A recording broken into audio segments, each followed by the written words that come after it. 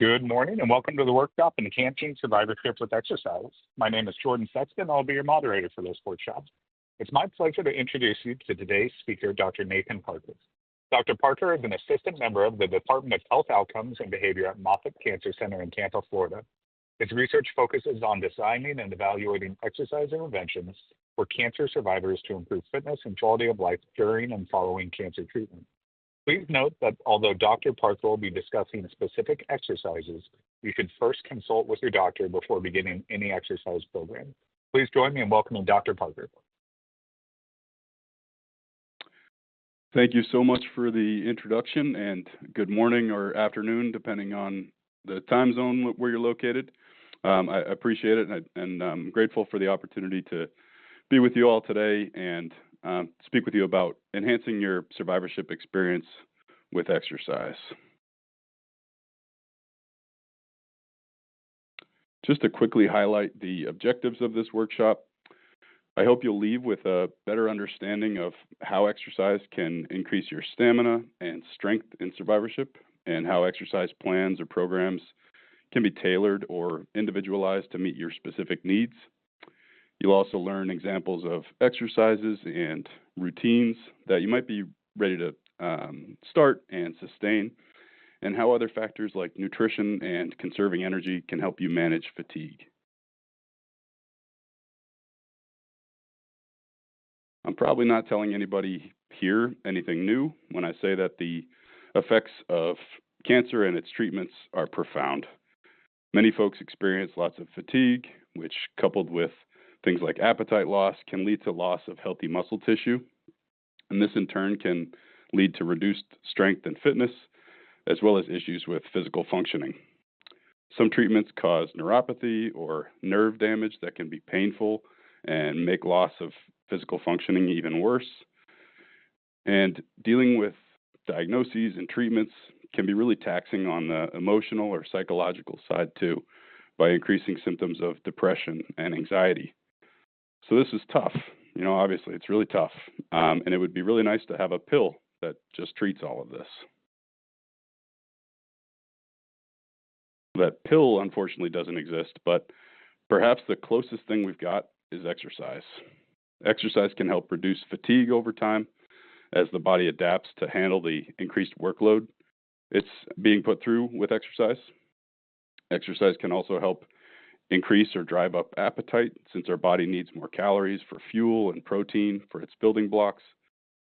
This, of course, can help us maintain our muscle mass, improving both muscular and cardiovascular strength and fitness, and helping to improve physical functioning, or really just going about daily activities as easily as possible. If you've ever felt a rush of energy and good mood after exercising, you've experienced that boost of endorphins that comes with exercise. And beyond those shorter-term emotional benefits, having exercise as part of your locus of control, something you can control and improve your well-being at times when a lot of things probably feel really out of control, chaotic and hectic and challenging and stressful. Having this as part of your control can help reduce anxiety and depressive symptoms over time. It's a sort of a tool in your tool shed to help you get through cancer treatment and coast, more smoothly in cancer survivorship and have better quality of life. I really like this quote as a summary of those last two slides. Dr. Robert Butler, who was the founding director of the National Institute on Aging, said, "If exercise could be packaged in a pill, it would be the single most widely prescribed and beneficial medicine in the nation." This really nicely captures what we're trying to do in the field of exercise oncology. We're trying to harness the benefits of exercise to help folks tolerate cancer treatments more easily and move through the continuum of cancer survivorship while maintaining the best quality of life possible. If you think about cancer survivorship as a continuum, there's an important role for exercise at really every single stage. So before undergoing treatment, like in the lead up to bone marrow transplant or cellular therapies, exercise can help people become stronger and more robust to help them handle and then recover from those treatments more easily. We call this sort of exercise in the lead up to a treatment exercise prehabilitation. But it doesn't stop there. During treatment, exercise can help reduce those side effects like fatigue and loss of healthy muscle tissue. And the benefits and importance of exercise, of course, continue well into the recovery and post-treatment phases of cancer survivorship as well, helping people stay as strong as possible and maintain good quality of life. I'll focus a little bit more on the further right end of the continuum here today, and sort of the recovery and post-treatment phases.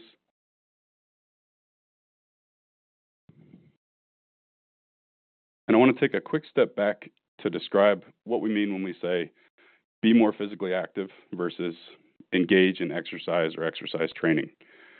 Physical activity, by definition, is basically anything that we do with our bodies that requires more effort from our muscles and thus more energy expenditure than simply sitting or lying down. Underneath that umbrella of physical activity is more formal exercise training, which includes resistance training, aerobic training, as well as training for flexibility and balance.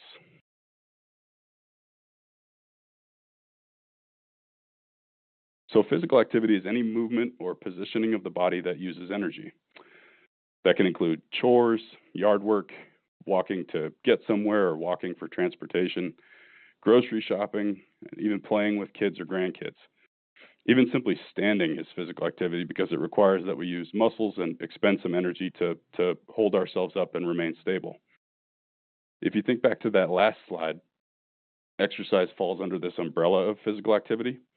And it's physical activity that's planned, controlled, and usually repeated in a structured way with the goal of maintaining or improving some aspect of fitness. Examples include walking for exercise, jogging, bicycling, swimming, doing strength or resistance training with weights or bands or your body weight, as well as activities that are designed to improve flexibility and balance, like stretching. What I want to stress is that both of these are important and contribute to optimal fitness and well-being. Most of my presentation focuses more on exercise training, but I definitely want to encourage general physical activity as well, or really just trying to avoid spending too much time being sedentary, sort of move more, sit less.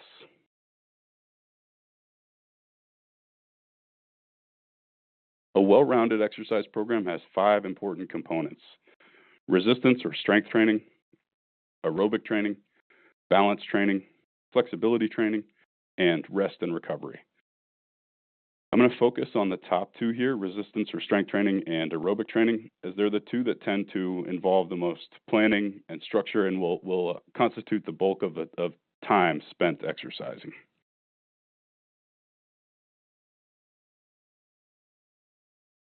In the next several slides, I'll address some common questions that cancer survivors have about exercise.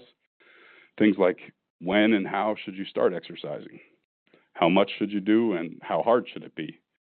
How do you progress exercise, move it forward so that you continue to improve aspects of your fitness? And what specific exercises or types of exercise should you do?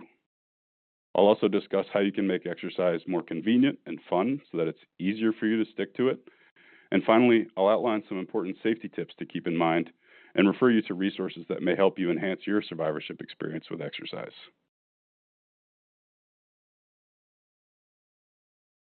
So starting with when you should start an exercise program. The short answer here is that an appropriate and safe level of physical activity or exercise is super important, really immediately following treatment as well as during treatment. Be that transplant or cellular therapy. I know, for example, that individuals are encouraged to walk daily in many cancer centers when they're still inpatients following these procedures. But of course, there are levels to exercise, and it's important to make sure it's safe to progress in intensity or quantity of exercise. If you have any hesitations, make sure you speak with your care team about what you're planning or considering, and ensure that you've checked off all the boxes to start exercising safely. You may need to get some medical clearance or set up a more formal exercise program with a qualified professional if you're dealing with health conditions like the ones I've listed here in the blue box. And by no means is this list intended to frighten you away from exercising, because, in fact, exercise is generally encouraged in most of these situations, but there's a higher likelihood that the exercise should be supervised by an exercise professional or medically supervised potentially, to ensure that you are starting and progressing in your program as safely and effectively as possible.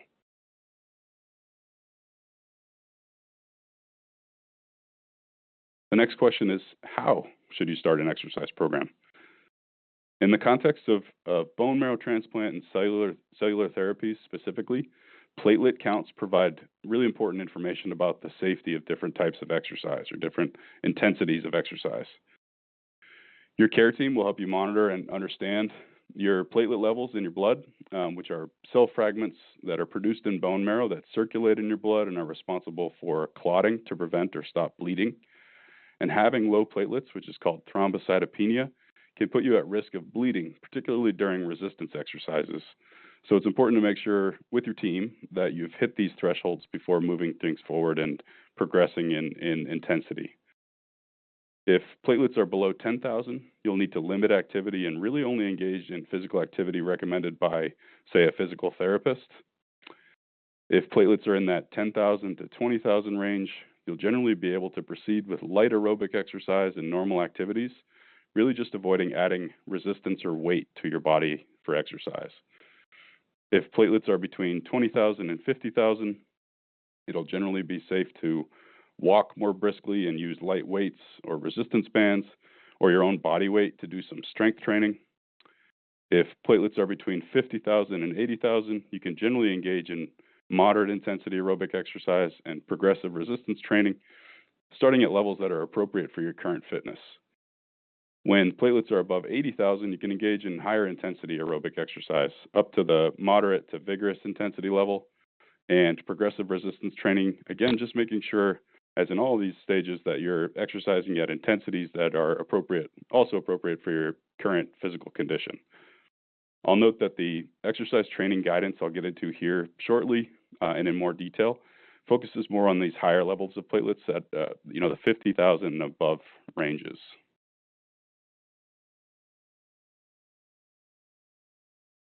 Next, I'll get into how much exercise you should do, starting with aerobic exercise.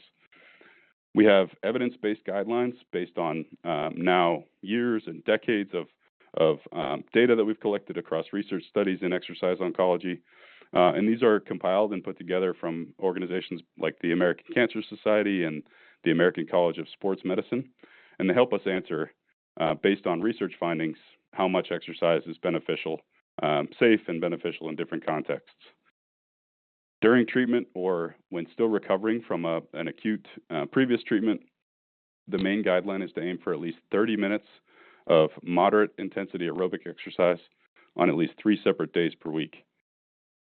As you become comfortable with that volume of aerobic exercise, you can work your way up to 150 minutes a week, so maybe 5 days a week for at least 30 minutes each day. Following treatment and acute recoveries from treatment, guidelines recommend working up to that same level of 150 minutes per week. I'll talk to a little bit more about intensity of aerobic exercise shortly, but you can note that if you're able to push a little harder into what we call vigorous intensity aerobic exercise, you could tend to achieve the same benefits in less time, so a little more bang for your buck.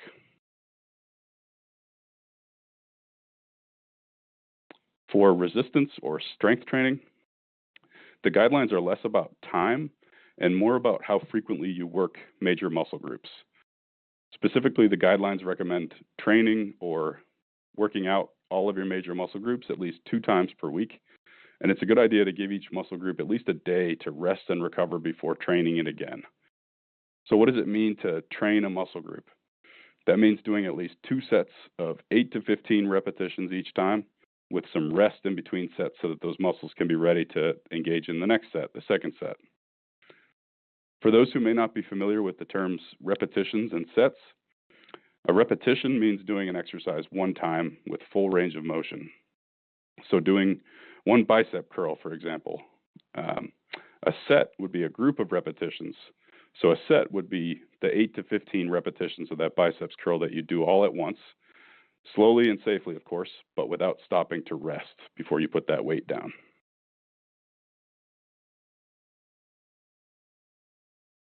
The next important question is about the intensity of your exercise, or how hard you should be exercising. For aerobic exercise, it's important to try to aim for at least moderate intensity. That's where we know benefits stem from the time that you're putting into exercise. Moderate intensity aerobic exercise increases our heart rates, makes us breathe deeper and faster, but it's not exhausting. It's an intensity that you could probably maintain for an hour or longer if you needed to or wanted to before you're getting super tired. You can work up a sweat at moderate intensity, especially if you're outdoors and it's warm out. And then a good way to guide moderate intensity aerobic exercise is using what we call a talk test. If you can maintain a conversation in short sentences, you're probably at moderate intensity. If you feel like you can belt out a full song, you can probably dial it up a little bit more. I mean, you're not quite pushing your cardiorespiratory system up to that moderate intensity if you can belt out a full song without stopping. But if you can barely get a word out and you're uncomfortable, you can probably dial it back and make yourself more comfortable while still benefiting from what you're doing in terms of the work that you're doing for your cardiorespiratory system. That vigorous intensity where it's more difficult to talk, you might feel like you can only get a few words out. That involves higher heart rates and deeper and faster breathing. And it's an intensity that most people would have trouble maintaining for longer than, say, 20 to 30 minutes. Because you're taxing your body at that, more at that higher vigorous intensity, you can sort of get more bang for your buck and benefit with shorter durations of exercise. So, for example, walking briskly at a pace of about 2.5 to 3 miles per hour would generally be moderate intensity exercise for most individuals. And of course, all of this is relative based on somebody's physical functioning or fitness condition. If you were to pick that pace up to jogging at about 5 to 6 miles an hour, you're generally going to be pushing more into the vigorous exercise intensity for most individuals. So it's not a perfect calculation. You can generally count minutes you spend exercising at vigorous intensity as double those you spend exercising at moderate intensity.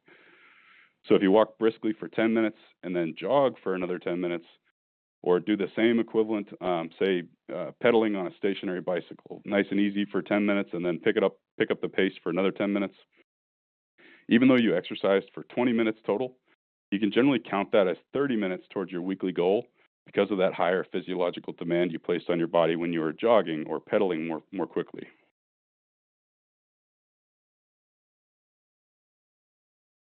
For resistance or strength training, the recommendation is also to make this moderate intensity, but if you've engaged in resistance or strength training before, you'll know that it doesn't really have to do with the same breathing or heart rate guidance as aerobic exercise.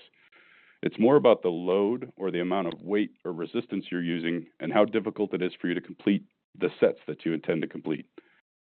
Moderate intensity strength training means that, in general, your last few repetitions in a set should feel hard, as in your muscles are getting tired as you approach the end of that set, but you can still maintain proper form.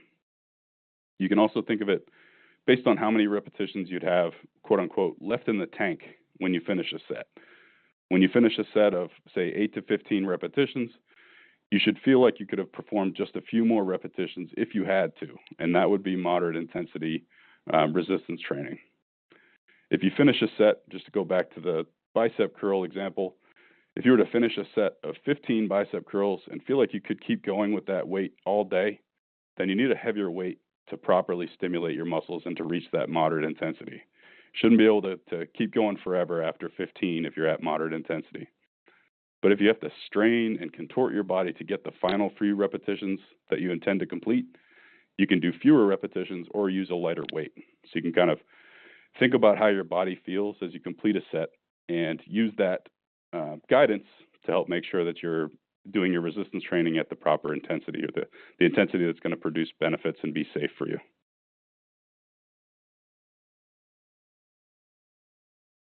The next question is about how you can progress your exercise over time. One of the coolest things about exercise is that you'll see results when you're consistent. You can make progress and see how your body responds to get fitter and stronger. A 20-minute brisk walk might feel really challenging when you first start out, but it'll feel easier after doing it consistently for a few weeks. Similarly, a set of 12 repetitions for a 10-pound chest press or bicep curl, it might feel difficult the first time, but easier after you've included it in a few strength training workouts. As you improve your fitness, you want to up the ante, so to say, or provide your muscles and your cardiorespiratory system with greater stimuli so that they can continue to respond. And that's called exercise progression. It's kind of overloading these systems over time as they get stronger, so that you're continuing to encourage them to improve their strength and fitness. For aerobic exercise, progression can look like increasing variables like how often you exercise or the frequency, how long you exercise or the duration each time you go out, or how hard you exercise or the intensity of it. For resistance or strength training, you can add exercises to your routine to work muscle groups in different ways or target new muscles that you might not be hitting with the exercises you've been doing. And you can also increase the amount of resistance or weight that you're using over time as it becomes easier for you to lift that weight in your intended sets.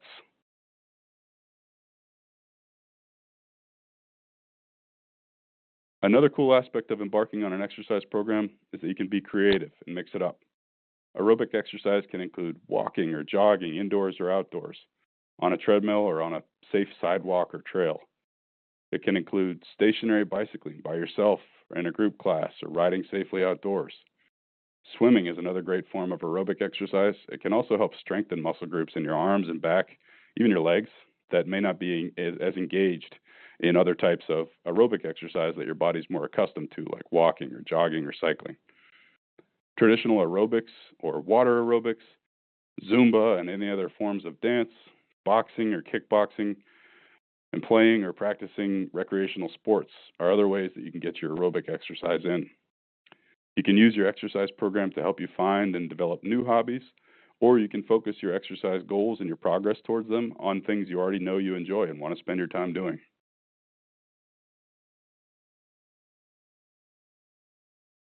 Resistance training might be a little more intimidating for somebody who's getting into it for the first time, because we tend to think about it involving loud gyms, bodybuilders with heavy weights and complicated machines, barbells loaded up. And while that environment and training format works for some people, it's important to know that there are many ways to build strength that may be less daunting or intimidating. In studies in my lab at Moffitt, we really like working with resistance tubes for participants because they're super portable and they provide lots of options for setting up different exercises with different levels of resistance. You can find those relatively inexpensively or frequently available in gyms or fitness centers. There are relatively inexpensive sets of adjustable dumbbells or dumbbell sets that you can purchase or access to provide different levels of resistance for different exercises. And then, of course, there are pieces of equipment you're more likely to find in gyms like barbells and free weights, pin and plate loaded machines with a stack of weights, and you'll see those set up for sort of resistance training circuits that you can work through. Kettlebells that are pictured here in the top left have nice big handles that are particularly good for building grip strength, which helps with day-to-day functioning, and they help you train in a really functional way that makes you balance, find your center of gravity, and maintain stability, and that can be really functional training for a variety of exercises. And last but not least, your own body weight for exercises like chair stands, body weight squats or lunges, different variations of push-ups, or the plank exercise that's pictured in the bottom right here.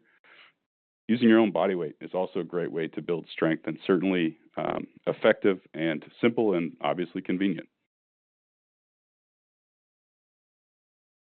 Just to highlight how simple resistance training can be, I've got a little routine to present here that you can do without any special equipment at all. These first three exercises on this slide use just your own body weight for resistance. So we've got squats or chair stands that work the large major muscle groups in your legs and your glutes. We've got push-ups against a wall, and those can progress to a countertop or different varieties from the floor that work your chest and your arms. And then in the bottom right, I've got seated knee raises with a pause at the top that can work your hips and abdominal muscles, your core or your trunk muscles, without having to get down on the floor and do, a crunch or a sit-up or use a specialized machine for it.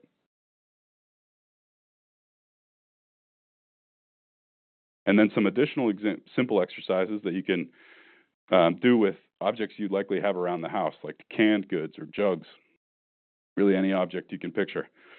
Going clockwise from the top left, we have a shoulder press using canned goods.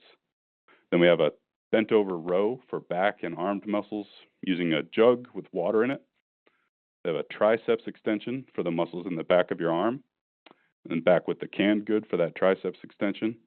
And then a bicep curl going back to the jug. So picture this, the jug or the canned good as alternatives to something like dumbbells or resistance bands. Instead of grabbing a heavier dumbbell or resistance band as you get stronger, you can simply add more water to the jug or make that a heavier canned good or object from your house so that you're progressing these exercises and continuing to strengthen your muscles over time.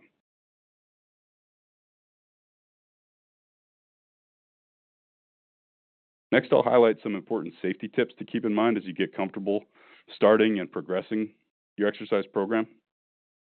It's really important, of course, to drink lots of water and stay hydrated, and also to maintain a healthy diet to provide your body with the fuel it needs for exercise, and then also to wear proper clothing and footwear while you're exercising. A few more safety tips. You want to aim for gradual progression of your program as you improve your fitness, not trying to do too much too quickly. Exercising with a partner or at least with trusted people nearby to help you in case of an emergency is also important and can be helpful if needed. Environmental variables play a really key role in exercise safety. For example, exercising outdoors can be really motivating and rewarding, but it's important to avoid excess heat by trying to get out there in the mornings or evenings on hot days. Or if you live in a colder climate, making sure that you're dressed warmly to make sure that your body stays warm enough while you're exercising. And the final few safety tips to keep in mind, staying in the category of environmental variables, wearing sunscreen, of course, and protective clothing can help prevent your skin from damage due to sun exposure.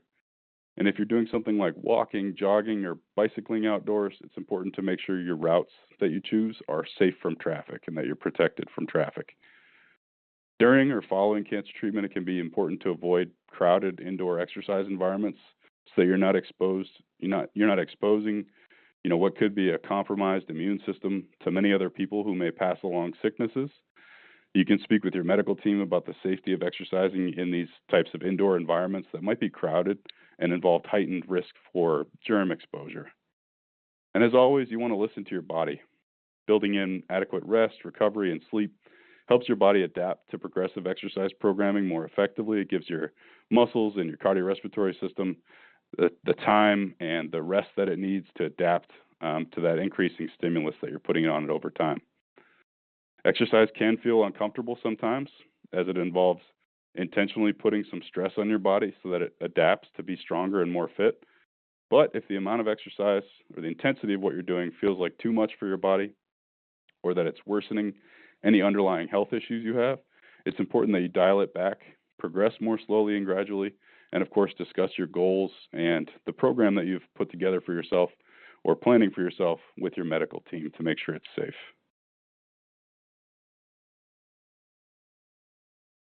Exercise does not need to be something you dread.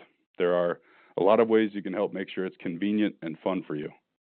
If you find yourself in that dreading exercise camp, it's totally understandable and nothing to be ashamed of.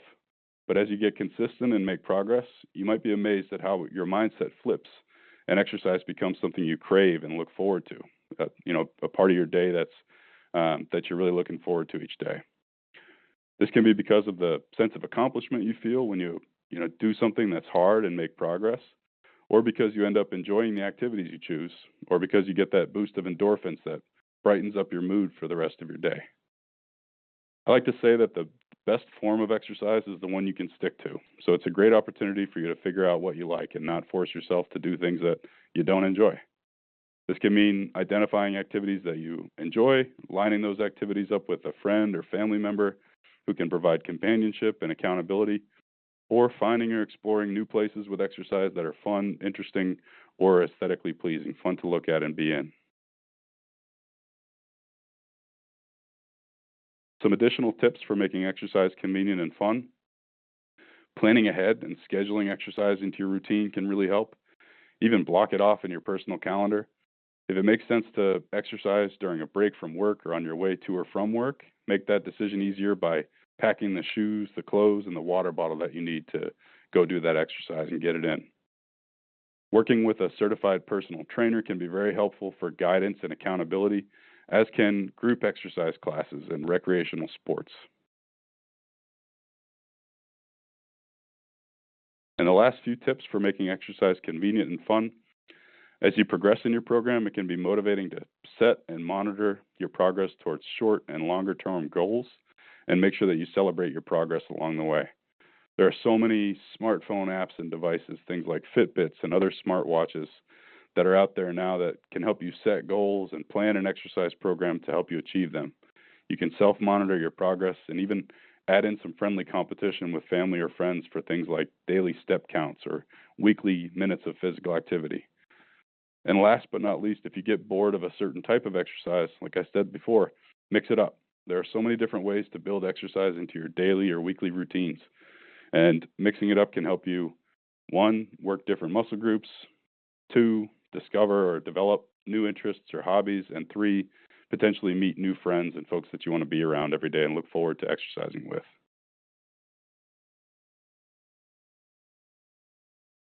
Fatigue is one of the most common and significant challenges that cancer survivors face, and cancer-related fatigue can persist long after completing different cancer therapies.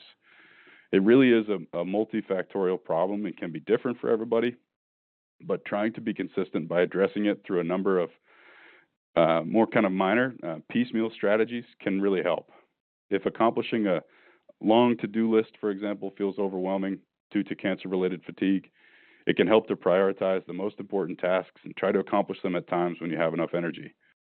Discussing your concerns about fatigue with your care team might help identify some supportive care strategies available to you that can help you reduce and overcome your fatigue. And it's also important to ask for help from friends and family so they're aware of what you're dealing with and can pitch in to help you get through those to-do lists.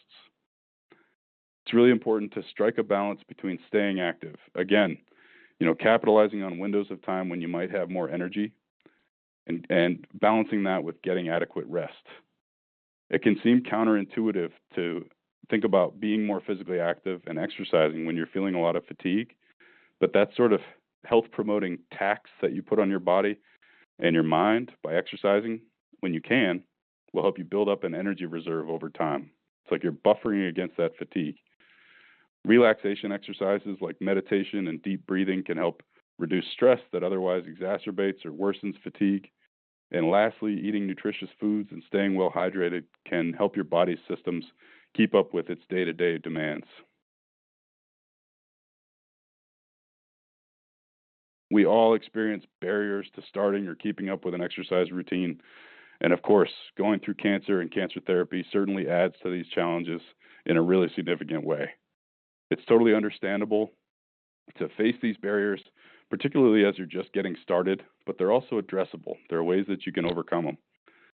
If you're hesitant to start engaging in an exercise program because it's been a long time since you've done so, it's important to make sure you progress gradually. All safe and effective exercise programming should be appropriate for your current capabilities and gradually increase in quantity and/or intensity as you adapt and improve your fitness over time. Feeling like you don't have time is another common barrier. It's important to remember that with exercise, something is better than nothing. Start by building short exercise sessions into your day, even just 10 minutes at a time. And if there are more sedentary activities that you enjoy, like reading and watching TV, and you don't want to sacrifice those, you can find ways to exercise while you're doing them. Cost can also be a barrier. As I went over earlier, exercise doesn't have to mean going to a fancy gym, buying any new equipment, or hiring a personal trainer. Things you have around home and your body weight can be all you need to engage in effective resistance training. And your neighborhood or nearby parks and trails can provide safe and fun locations for aerobic exercise. I've even had participants on studies of mine wear out a track around their local Lowe's or Home Depot walking around the outside because it just gives a nice long distance. It's cooler in hot weather, more fun to kind of be in and look at. Maybe even they'll hook you up with a Home Depot or Lowe's vest over time so you can help answer questions for customers. Fatigue, of course, shows up as a barrier as well. And this goes back to the same advice from the previous slide, in that starting slowly and gradually building that energy reserve from exercise will help you deal with that fatigue over time. And last but not least is soreness. When muscles haven't been used in certain ways for a while, some soreness is normal, especially as you're just starting out. That preliminary or early soreness actually tells you that your muscles are rebuilding and repairing themselves to be stronger and more functional than they were before you did that exercise with them.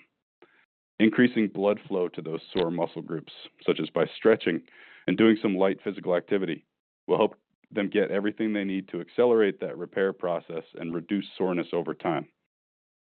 Soreness from starting something new or increasing your activity is totally normal, but it's still important to differentiate between that and injuries that require more rest and potentially medical attention. So if soreness persists, or if you think exercise may have caused an injury, you should make sure you follow up with your care team and get the appropriate medical considerations that you need, and make sure that you're resting and recovering from the type of exercise that caused the injury. I want to direct you to some additional resources that can be really helpful to jumpstart your exercise program or find new ways to help you meet exercise guidelines and your personal goals. One is the Live Strong program at the YMCA, which includes a 12-week small group exercise program designed specifically for cancer survivors, and it's completely free. You can look at websites for local YMCAs in your area or call around to find out about upcoming Live Strong program sessions near you. I included a few additional online resources here as well. The Cancer Exercise smartphone app is also totally free and can help you design an exercise program that's tailored specifically for you, as well as help you track your progress along the way. Maple Tree Cancer Alliance, whose website is here, is a national organization with exercise professionals who are trained in program delivery for cancer survivors. You can reach out to Maple Tree via their website to set up in-person or remote exercise consultations, depending on where you are. You can set up ongoing personal training, which is also offered either in person or remotely, or subscribe to online programs and challenges, ongoing like monthly challenges that can help guide you with exercise. And finally, the American College of Sports Medicine maintains this website called the Moving Through Cancer Exercise Program Directory, where you can search for qualified professionals and programs in your area. To wrap up and summarize, I hope you're coming away with a new or increased understanding about the importance of being active and exercising for improving your health and well-being during and following treatment. To benefit most from exercise, you should incorporate aerobic and resistance exercise along with flexibility and balance, all the while, of course, listening to your body and making sure you get adequate rest and recovery.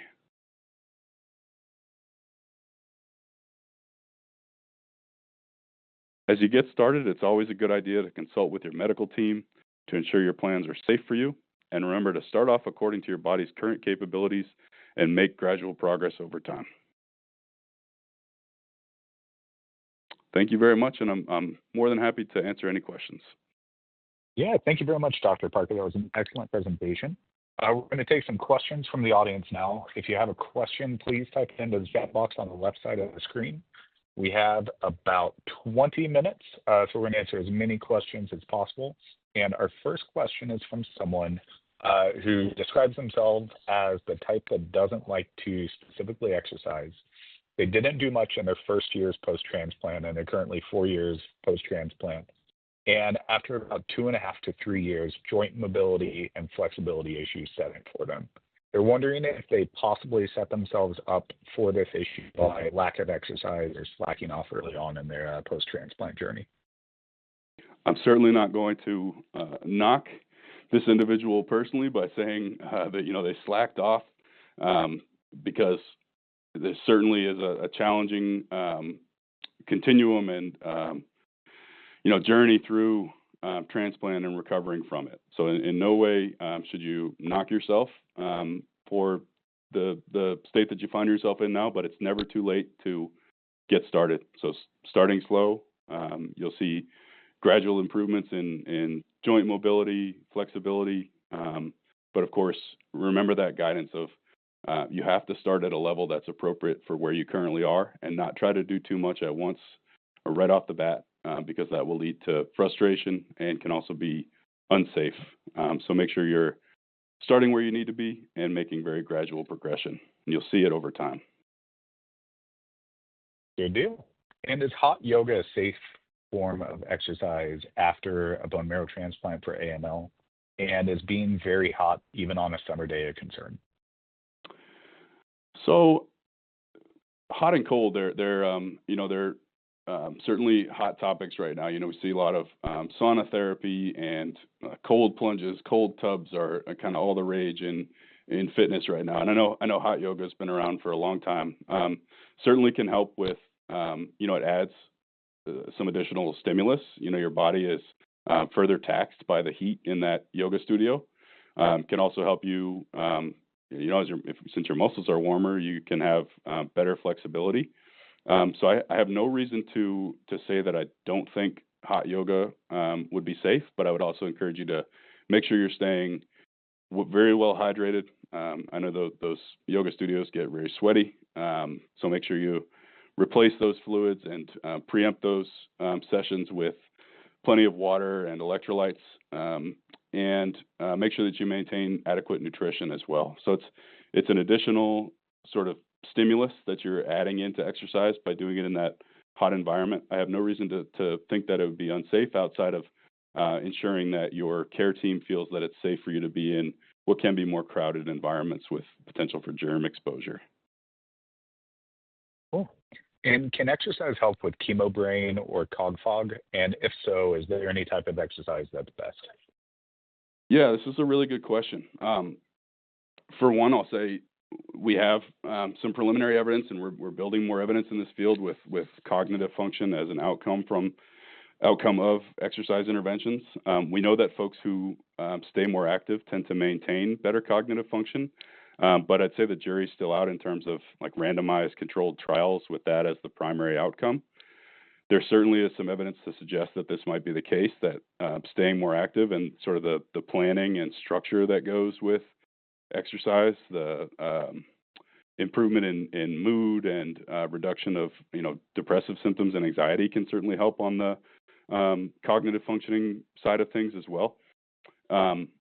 Certain types of exercise, if I had to say, I would say things that require that you kind of think carefully about program design. So thinking about things like designing your resistance training program and keeping careful track of things like sets and repetitions can add some cognitive stimulus along with that exercise plan and help you.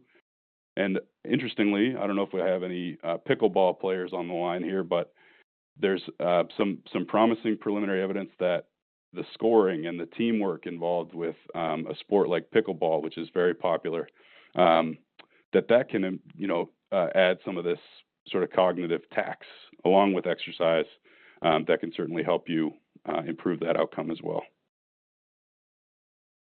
Good deal. This one's short and sweet. What is the best way to stay hydrated? Best way to stay hydrated? Was that the question? Yep. Oh, so water. Hydro comes from water. So water is certainly the best way to stay hydrated.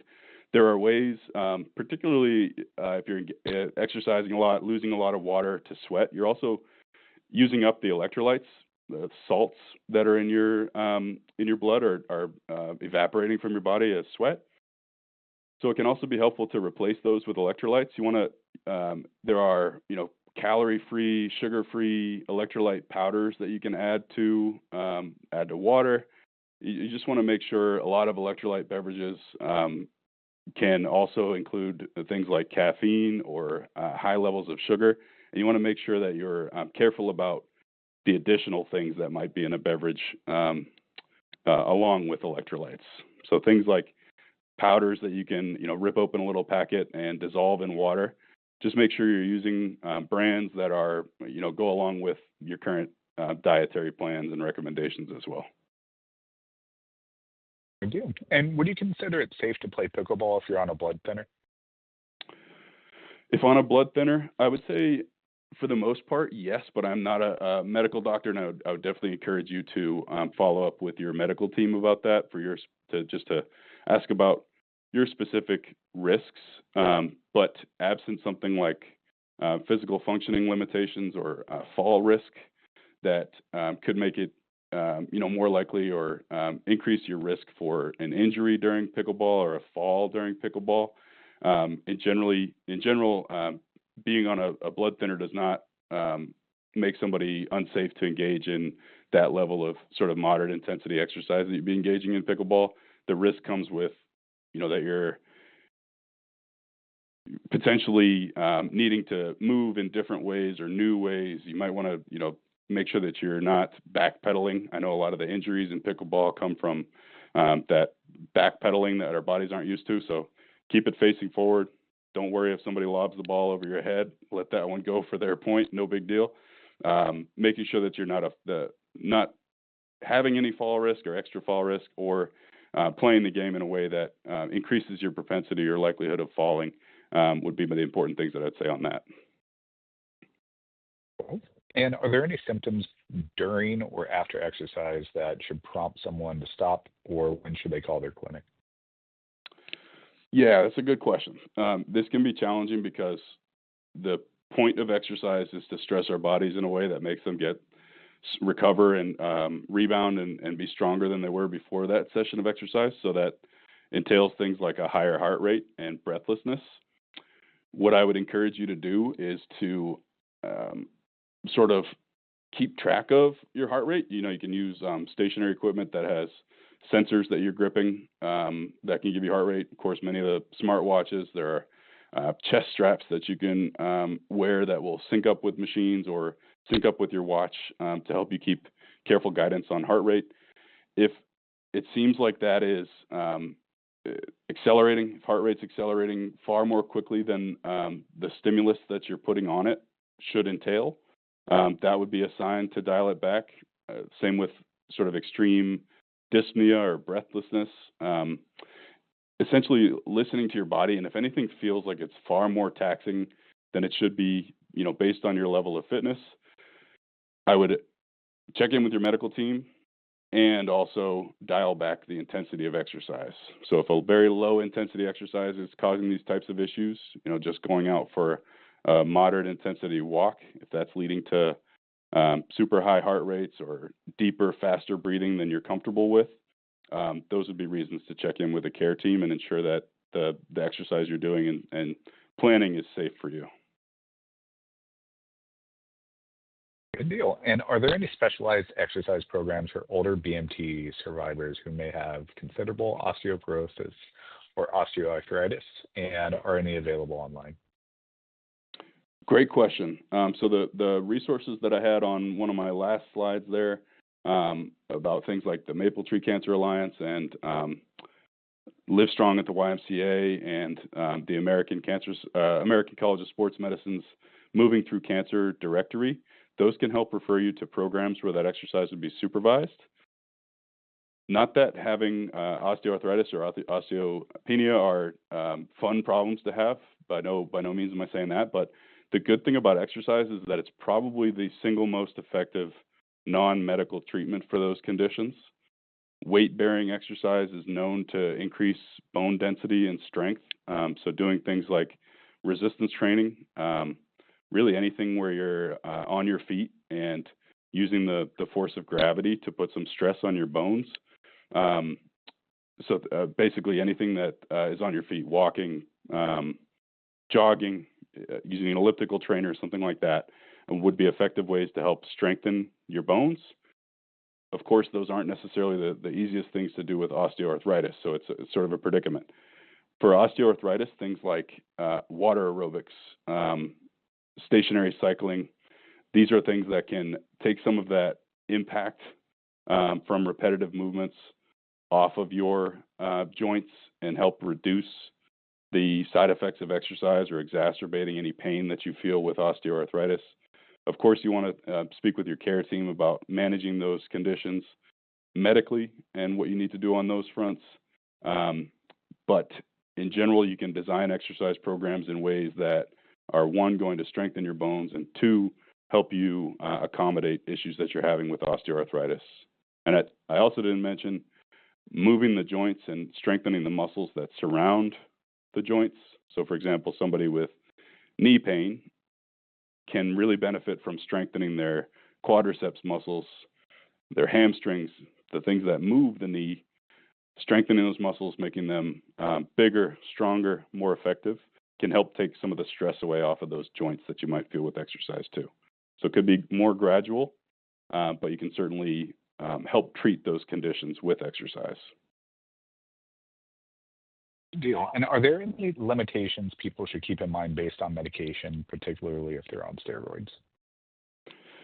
Yeah, I'm hesitant to get into medical things too much since I'm not a medical doctor. I would definitely encourage you to consult with your care team about potential for any medications you're taking to be something that would contraindicate exercise. But in general, moderate intensity exercise and moderate intensity aerobic and resistance training is typically recommendable, advisable under most medications that somebody would be taking. Of course, I'd encourage you to follow up about your condition or medical routine specifically with your care team. Cool. And is there particularly a best day to exercise, morning or night? And do you recommend eating before or after? Good question. I go back to my what I like to say about a lot of questions about exercise. The best thing that you can do is the thing that you're going to stick to. So if morning or night is more convenient for you, if it works better with your schedule, then that helps answer your question. Oftentimes, folks will, like me, for example, I always feel like I can get a more effective workout in later in the day when my muscles have sort of woken up. Like if I'm going to pick up heavy things, sometimes my hands will feel not ready to lift the same weight in the morning as they are later in the afternoon or evening. So it can be very personal as to when your body feels best exercising or is able to accomplish what you want to do. Sometimes people dislike exercising later in the evenings or at night because it kind of stimulates your nervous system, fires you up, revs up your engine, so to say, so that it can be more difficult to relax and get ready to go to bed and go to sleep afterwards. So thinking about what just works best for you personally with your schedule is really the crux of exercise timing. The key is to get it in when you can and what's sustainable for you. As far as eating goes in relation to exercising, I'd say you do want to make sure that your body has adequate fuel for the exercise you're going to do. That doesn't mean, pounding a bunch of food just before going out, because your body's not going to have digested that yet and have the nutrients in it, the sugar and fuel from that food, the fat and the protein. It's not going to be digested yet. It's just going to be sitting in your belly, which can make it uncomfortable to exercise sometimes. But there's also a good idea that some moderate intensity exercise, like going for a walk after a meal, can help with digestion in some cases. So fueling sort of exercise training, especially if it's more vigorous, you don't really want to do that on a full stomach, but you also don't want it to be a completely empty stomach either. You want to make sure you have that fuel, but that you're not sort of mechanically making it more difficult or uncomfortable to exercise with a full belly as well. Good deal. We only have time for one or two more questions. So if you have a question, please enter it in the chat now. But how would you suggest motivating someone to start to exercise? That's a really good question. If this is coming from a cancer survivor who's looking for motivation for themselves, I would think about and keep your mind focused on the long-term benefits of exercise. How, today you might feel uncomfortable about it, not want to do it. But if you look down the road, say 6 months out, a few months out, even a few weeks out, you'll be feeling better than you do today by embarking on and sticking to an exercise program. If this is from, say, a caregiver, family, or friend, thinking about how to motivate a loved one who's a cancer survivor, I would say offering sort of informational support or companionship support. It's often very personal. Some people would respond differently to different types of motivation, but I'd say being there as a resource for the person who can exercise along with them, organize or plan ways to make exercise easier and more convenient. Those are certainly ways that you can help motivate somebody. And then either way, whether it's directly for a survivor or for a family or friend or caregiver, thinking about things like self-monitoring, using devices like Fitbits or apps, or even just keeping a log of what you're doing and how you feel while you're doing it, can help you understand and see the progress. And that progress in and of itself can be really motivational over time. So starting is the hard part, but I've never met somebody who was, who didn't like that they started on and stuck to an exercise program. You feel good about it after doing it a little bit. So that can be motivational, I think, too, getting in that positive headspace. Good deal. And we just have one question left, and this person exercises but still gets short of breath when they do things. Do you have any suggestions? Good question. So the breathlessness or dyspnea can be one of two things. Of course, it can be a result of physical deconditioning, not being in tip-top shape. So that can be addressed by that gradual progress that I reflected on a lot during my presentation, of starting slow and at something that's comfortable for you right now. But dyspnea or breathlessness can also indicate underlying medical issues, and those would be the things that you'd want to make sure you talk with your care team about and address either outside of your exercise plan or alongside your exercise plan, to make sure that it's that what you're doing is safe for you, because you don't want to push into areas where you're totally out of breath while exercising all the time. Awesome. Well, thank you very much. On behalf of ante Infonet and our partners, I'd like to thank you, Dr. Parker, for your excellent presentation on exercise. And thank you to the audience and all your questions for your time here. Please contact BMT Infonet if we can help you in any way, and have a great day.